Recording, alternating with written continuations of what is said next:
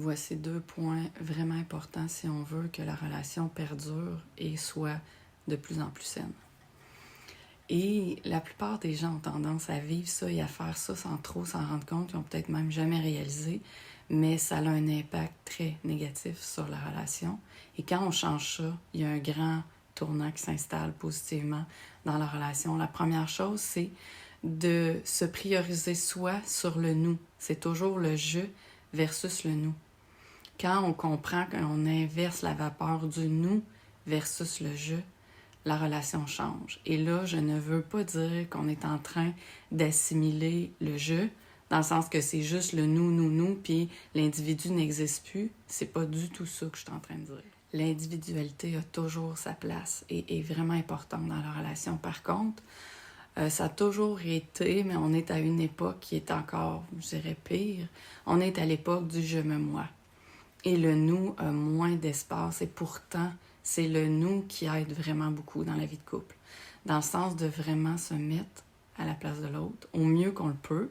Des fois, ça prend de la communication. Des fois, on a besoin de comprendre ce que vit l'autre pour être capable de se mettre encore plus à sa place parce que chaque individu est différent. Mais de faire un effort pour vraiment essayer de se mettre à la place de l'autre, de se mettre dans ses chaussures, de comprendre ce que l'autre vit et d'essayer de trouver une solution qui est positive pour le nous, pas juste pour le je. Parce que c'est très facile de dire « je me moi, ça me dérange pas moi, donc si l'autre ça le dérange, je le ferai pas ». Et ça veut dire d'être prêt à faire les efforts qu'il faut pour soi s'améliorer et l'autre aussi pour s'améliorer et pour qu'ensemble, on soit réellement une équipe de couple, une équipe d'amour, pour que l'amour grandisse toujours davantage. Mais si dans la vie de couple, chacun priorise toujours le je, puis on n'est pas capable, les deux ensemble, de parler en nous, de dépasser les épreuves ensemble, et les épreuves qui des fois, c'est des petites choses, mais pour le couple, ça peut être quelque chose de vraiment gros. Et comme vous le savez sûrement, dans une vie de couple, chaque détail compte. Les regards, les paroles, les conversations, les choses qu'on n'a pas faites, qu'on aurait dû faire, qu'on aurait pu faire, etc. Le but, c'est pas de tomber dans la culpabilité, c'est de voir ça et de comprendre ça. On est une équipe, on se tient la main et on fait ce qu'il faut pour que ça aille bien. Je ne suis pas en train de dire qu'il faut endurer des choses qui nous font du mal, qui nous manquent de respect, qu'on trouve vraiment pas correct, puis on est là, puis on dit rien, puis on endure, puis à un moment donné, on explose. C'est absolument pas ça que je dis. Je dis que dans une vie de couple, on est deux individus, mais le nous prime, dans le sens que le nous, c'est deux je. C'est deux individus qui ont vraiment à cœur le bonheur, la santé, le bien-être de l'autre personne.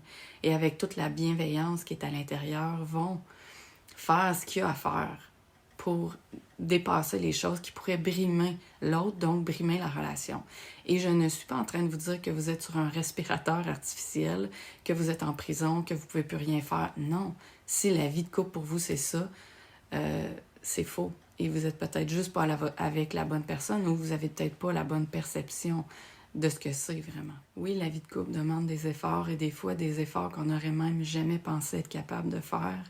Parce que quand on aime vraiment quelqu'un, on arrive à un point où il y a certaines habitudes, des fois qu'on est prêt, qui sont difficiles, mais qu'on veut changer, qu'on sait qu'on doit changer. Des choses qui nous font du mal, des comportements qu'on a. Tout le monde en a. Puis vient un temps où on réalise que même si ça fait mal, même si notre orgueil en prend un coup, on sait qu'il faut le faire. On sait qu'il faut le changer pour le bien du couple. Et ça, c'est de l'amour réel. Ça, c'est un des exemples qui font que le nous prime. Quoi qu'il arrive dans la vie, c'est important de penser au nous avant de penser juste au je. Et ça ne veut pas dire de ne pas vouloir se séparer s'il y a lieu.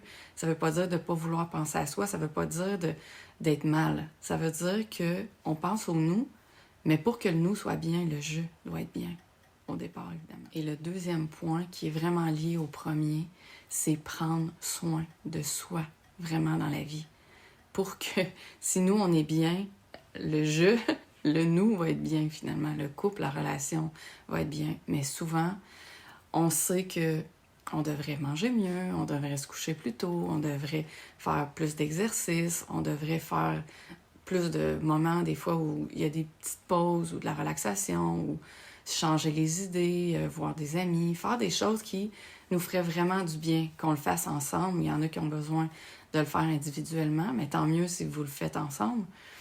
Mais de prendre soin vraiment de soi pour que l'énergie soit positive quand on est ensemble, qu'on soit pas avec la baboune, qu'on soit pas tout le temps frustré, qu'on soit pas bien, puis qu'on en veuille à un moment donné à l'autre, alors que des fois, l'autre n'a absolument rien fait.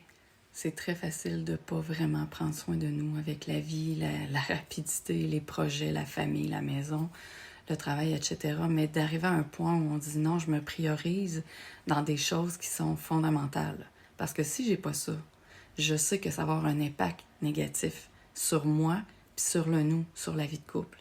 Et c'est souvent des détails qui déclenchent des chicanes, souvent de la fatigue, des frustrations, des accumulations, etc.